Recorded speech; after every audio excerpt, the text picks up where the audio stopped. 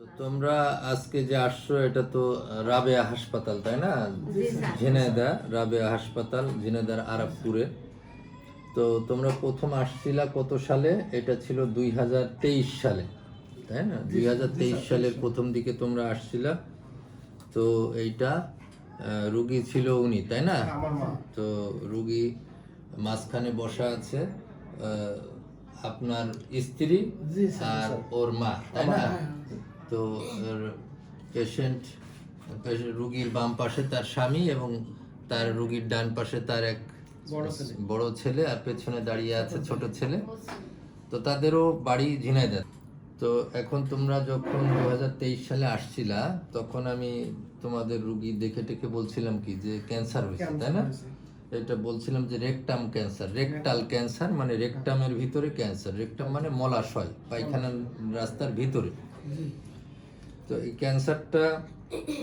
ক্যান্সারের তো বিভিন্ন ধরনের চিকিৎসা আছে, কেমোথেরাপি আছে, রেডিওথেরাপি আছে, অপারেশন আছে। হ্যাঁ, তো তোমার আমরা বলছিলাম যে কোনো থেরাপি লাগবে না, অপারেশনেই ক্লিয়ার হয়ে যাবে, তাই না? তো তোমার আমরা অপারেশন করায় ওই যে অপারেশনের পরে পুরা ওই কাটা নাড়িটা আবার আমরা টেস্ট করতে পাঠাইছিলাম। এই যে সেই টেস্টের রিপোর্ট, তাই না?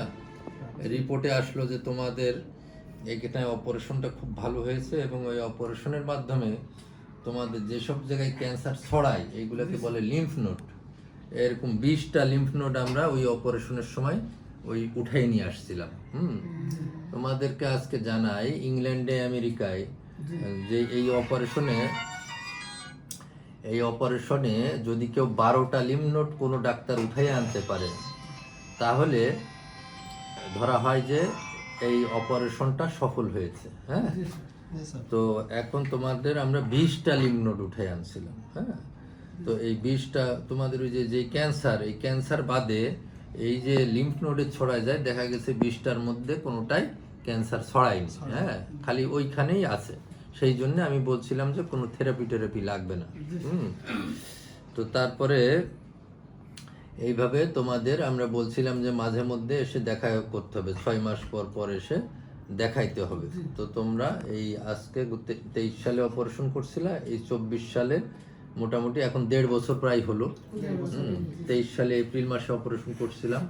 এই 1.5 বছরের মাথায় তোমরা এখন আবার আসছো যে এই ক্যান্সার আবার দেখা দিচ্ছে কিনা। আমি বলছিলাম যে ক্যান্সার আবার একটা দেখা দেওয়ার একটা ভয় থাকে। তো আমি তোমাদের রুগী দেখলাম, হ্যাঁ, আলহামদুলিল্লাহ রুগী ভালো আছে, কোনো ক্যান্সারের লক্ষণ দেখা দেয়। হ্যাঁ, এখন তাহলে এই যে ধরো অনেক রুগী তো দেখো যে এই ক্যান্সার চিকিৎসা ঠিক মতো না নিয়ে হোমিওপ্যাথি, কবিরাজি এসব করে এবং পরে যে দেখা যায় যে অপারেশন, কেমোথেরাপি, রেডিওথেরাপি সব কিছু নিয়েও বাঁচে না। তোমাদের রুগীটা এই যে কোনো থেরাপি ছাড়াই যে অপারেশন করে এই যে 1.5 বছর পরে চেক আপ করলাম কোনো ক্যান্সারের জীবাণু আর নেই, এই বিষয়টা তোমাদের কাছে কেমন লাগছে? বলো। হ্যাঁ, অনেক ভালো লাগছে স্যার। ঠাকুর আপনার কাছে স্যার তাই নিয়ে আইলো বলে আমি জানডা ফিরে পাইছি, নাই আমি বোধহয় বাঁচতাম না। আমি আসি মোরা কান্নাকাটি বেঁধে গেল। আমার বাইরে তো আমি গাছের ওষুধ, ডাক্তারের ওষুধ খুব খাইলাম, খাইয়ে কি আমার ঘৃণা দিয়ে যাইতো। আমি তারপর একজন আমার পরামর্শ দিল যে ওই স্যার খুব ভালো। আচ্ছা, তারপরে আমার আত্মীয় স্বজনরা সব এক জায়গায় বিচার সালিশ হয়ে গেছে, সেই সালিশ মতো যে সেই স্যারের কাছে যেতে হবে। আচ্ছা, আপনার কাছে এসে আমি জানতে চাইছি। ধন্যবাদ স্যার। তোমাকে আমরা এই যে ভিডিও করছি, এই ভিডিওটা আমরা মানুষের উদ্দেশ্যে আমরা প্রচার করব যে তোমাদের মতো আরো লোক যদি না জানে তাহলে তো লোকেরা এরকম ভুল চিকিৎসা নিয়ে বাঁচতাম না, আমি মারা যেতাম স্যার। আমার যে অবস্থা হয়ে গেল, বাঁচা মরার মালিক আল্লাহ বা ভগবান, যাই বলো, ভগবানের কৃপা আর আপনার মাধ্যমে আমার মা বেঁচে গেছে। এখন এটা আরো মানুষ যদি জানতে পারে যে না এইভাবে ক্যান্সার সঠিক সময়, হ্যাঁ, ক্যান্সার চিকিৎসা যদি দেরি না করে তাড়াতাড়ি চিকিৎসা নেওয়া যায়, তাহলে যে তোমার মতো সুস্থ হয়ে যাওয়া যায়, এটা যদি মানুষ জানতে পারে তাহলে তারাও উপকৃত হবে, তাই না? ক্যান্সারের চিকিৎসাটা তাড়াতাড়ি নেবে। তোমরা ক্যান্সার মুক্ত হইলে, এই জন্য তোমাদের এই ক্যান্সার মুক্তি উপলক্ষে তোমাদের শুভেচ্ছা। তোমাদের ভালো থাকো তোমরা।